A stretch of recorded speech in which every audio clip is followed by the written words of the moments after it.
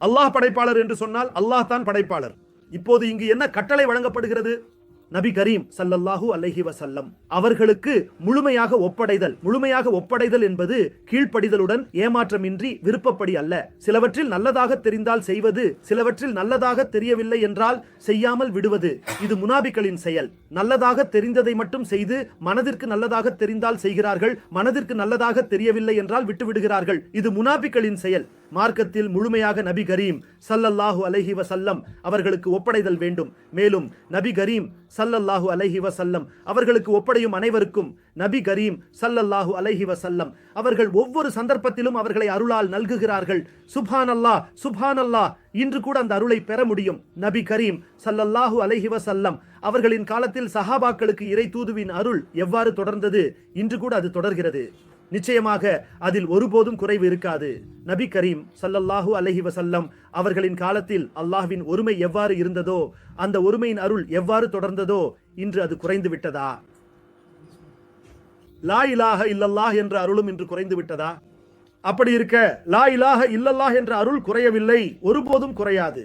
லா இலாஹ இல்லல்லாஹ் என்ற அருள் முன்பும் பின்பும் எப்போதும் தொடரும். அதுபோலவே நபி கரீம் ஸல்லல்லாஹு அலைஹி வஸல்லம் அவர்களின் தூதர்துவ அருளும் தொடர்கிறது. சுப்ஹானல்லாஹ். நபி கரீம் ஸல்லல்லாஹு அலைஹி வஸல்லம் அவர்களின் தூதர்துவ அருள் தொடர்கிறது. ஆனால் அதை பெற விரும்பும் ஒருவர் வேண்டும். பாருங்கள், அவுலியாவுல்லாஹ் கூறுகிறார்கள், அல்லாஹ் தாங்கள் நம்மை நேசிக்கிறார். நபி கரீம் ஸல்லல்லாஹு அலைஹி வஸல்லம் நம்மை நேசிக்கிறார். அல்லாஹ் நம்முடைய தோழன். நபி கரீம் ஸல்லல்லாஹு அலைஹி வஸல்லம் நம்முடைய தோழர். ஈமான் கொண்டவர்களும் நம்முடைய தோழர்கள், ஈமான் கொண்டவர்களும் நம்மை நேசிக்கிறார்கள். சுப்ஹானல்லாஹ். ஈமான் கொண்டவர்களும் நம்மை நேசிக்கிறார்கள். அல்லாஹ் தாங்கள் நம்மை நேசிக்கிறார். நபி கரீம் ஸல்லல்லாஹு அலைஹி வஸல்லம் அவர்களும் நேசிக்கிறார்கள். நபி கரீம் ஸல்லல்லாஹு அலைஹி வஸல்லம் அவர்களின் வாரிசுகளும் நேசிக்கிறார்கள். அப்படி இருக்க பிரச்சனை எங்கே இருக்கிறது? பிரச்சனை என்னவென்றால், நாம் அல்லாஹ்வை உண்மையிலேயே நேசிக்கிறோமா இல்லையா என்பதே மிக முக்கியமான மற்றும் ஆழமான பிரச்சனை. நாம் உண்மையாகவே அல்லாஹ்வை நேசித்தால் அல்ஹம்துலில்லாஹ்.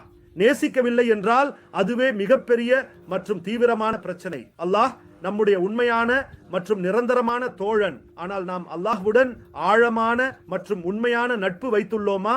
வைத்திருந்தால் அதுவே சிறந்தது. மாஷா அல்லாஹ், வாழ்த்துகள். வைத்திருக்கவில்லை என்றால் அதுவே ஒரு பெரும் மற்றும் வருந்தத்தக்க பிரச்சனை நம்மிடம்தான் உள்ளது. பிரச்சனை நம்முடைய பக்கம்தான் உள்ளது. அல்லாஹ்வின் பக்கம் இருந்து வழிகாட்டல் தெளிவாகவும் முழுமையாகவும் வந்துவிட்டது. அல்லாஹ் தாங்கள் லா இலாஹ இல்லல்லாஹில் மிக தெளிவாகவும் விரிவாகவும் அறிவிக்கிறார். நான் ஹாஜத் ரவா, தேவை தீர்க்கும் வல்லவர். நான் உங்களை மிகவும் நேசிக்கிறேன். உங்கள் அனைத்து தேவைகளையும் முழுமையாக நிறைவேற்றுகிறேன்.